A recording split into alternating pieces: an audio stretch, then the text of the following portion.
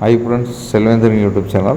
Fisherman accident death assistant claim ஆன்லைனில் எப்படி apply பண்ணுறேன்னு சொல்லி இந்த வீடியோவில் வந்து பார்ப்போம். மீனவர் விபத்து இறப்பு உதவி கோரிக்கை வந்து எப்படி வாங்குறது இந்த வீடியோவில் பார்த்து பார்ப்போம். உங்கள் பிசி இல்லைன்னா மொபைல் ஏதோ ப்ரௌசர் வந்து ஓப்பன் பண்ணிங்க. மொபைலில் வந்து டெஸ்க்டாப் மோடை வந்து ஆன் பண்ணிங்க. இதில் இ சேவை அப்படின்னு சொல்லி டைப் பண்ணிங்க. இதில் ஃபஸ்ட்டு வர வெப்சைட்டில் வந்து டிஎன்இஜிஏ கவர்மெண்ட்டோட அஃபீஷியல் வெப்சைட்டு, அதை கிளிக் பண்ணி ஓப்பன் பண்ணிக்கிறோம்.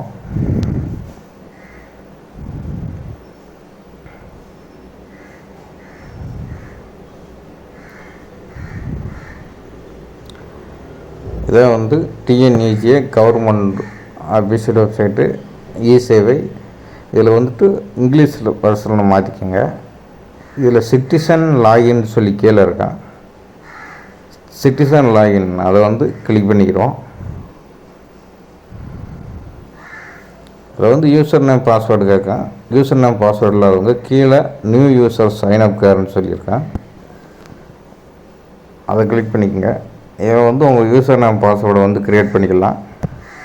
உங்களுடைய நேம், டிஸ்ட்ரிக்கு, அப்புறம் தாலுக், மொபைல் நம்பரு, அப்புறம் இமெயில் ஐடி, ஆதார் நம்பரு, அப்புறம் உங்கள் லாகின் ஐடி பாஸ்வேர்டு வந்து நீங்கள் வந்து போடுற மாதிரி இருக்கும். லாகின் ஐடி பாஸ்வேர்டு நீங்கள் எந்த பாஸ்வேர்டு லாகின் ஐடி எந்த லாகின் ஐடி போடுறீங்களோ அதில் தான் வந்து சேவ் ஆகும். கன்ஃபார்ம் பாஸ்வேர்டு வந்து கொடுத்துட்டு இதில் நீங்கள் எந்த யூசர் ஐடி பாஸ்வேர்டு கொடுத்தீங்களோ அதில் வந்து இதில் வந்து என்ட்ரு பண்ணிக்கங்க.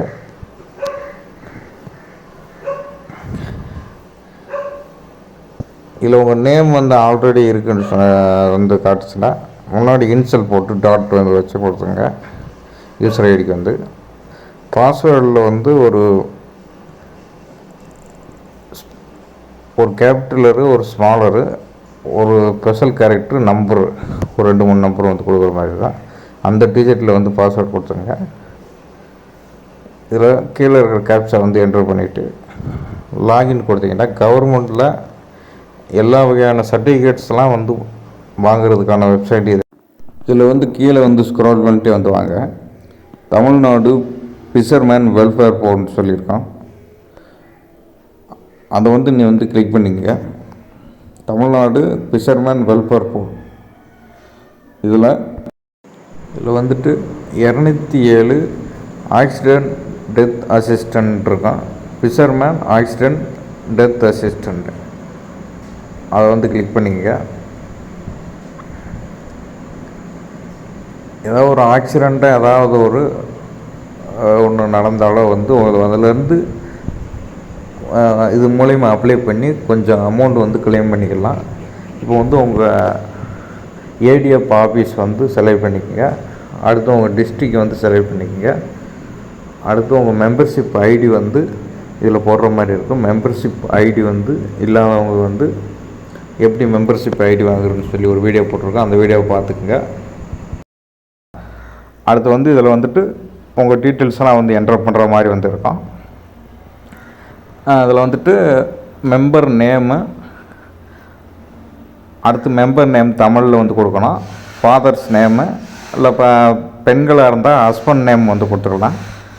இல்லை fishing type, gender, relationship, marital status, EPIC நம்பர்னால் உங்களோட ஓட்டர் ஐடி நம்பரு, ஆதார் நம்பரை வந்து கொடுத்துங்க. ஸ்மார்ட் ரேஷன் கார்டு நம்பரும் நீங்கள் கொடுக்குற மாதிரி இருக்கும். பயோமெட்ரிக் டிவைஸ் நம்பரும் நீங்கள் கொடுக்குற மாதிரி இருக்கும். அதை வந்து இசேவை மையத்தில் வந்து கேட்டு வாங்கி கொடுத்துக்குங்க. அடுத்து ஒர்க் டீட்டெயில்ஸில் society name, society member ID, boat owner வந்து யாருன்னு சொல்லி அதில் வந்து மென்ஷன் பண்ணுற மாதிரி வந்து இருக்கும். அதில் போட் நம்பர் வந்து எதுவும் இருந்தால் அதையும் வந்து கொடுத்துருங்க. இதில் உங்களோட பேசிக் டீட்டெயில்ஸ் எல்லாமே வந்து இதில் வந்து கேட்பாங்க. அதை வந்து நீங்கள் வந்து ஃபுல்லாக இதை வந்து கொடுத்துங்க.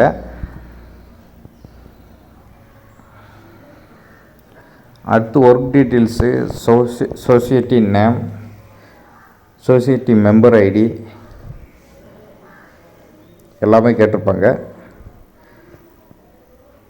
எல்லாமே கொடுத்துங்க.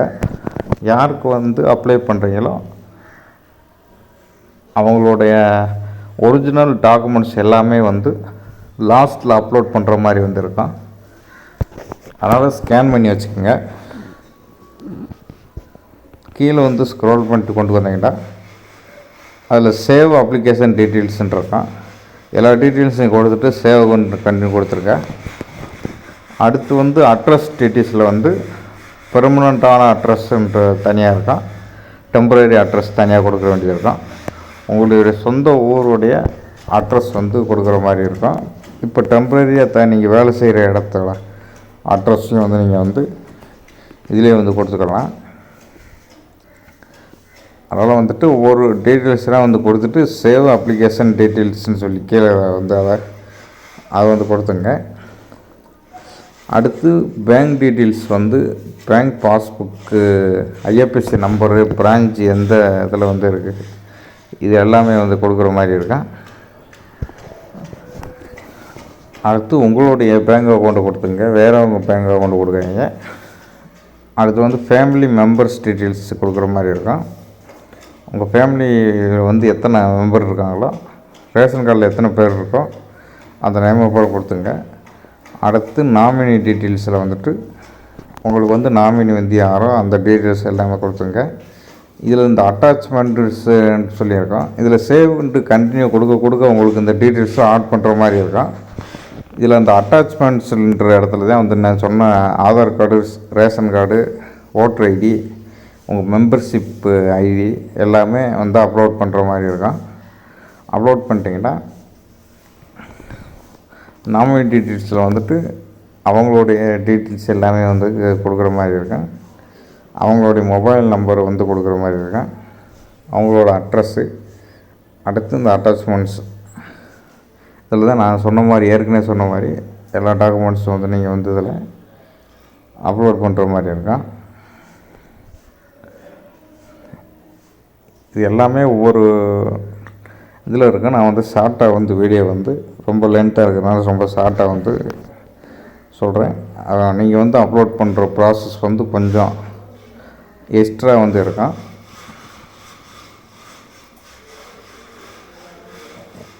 அதை வந்து அப்ளை பண்ணுறதுக்கான ப்ராசஸ்ஸு. Thank you friends. மீண்டும் ஒரு அடுத்த வீடியோவில் வந்து சந்திப்போம். தேங்க்யூ.